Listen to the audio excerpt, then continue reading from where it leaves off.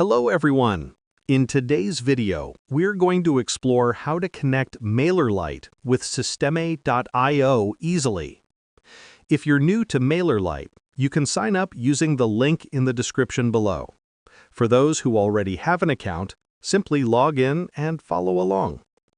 First, create a Zapier account. This will help you establish the connection between MailerLite and Systeme.io.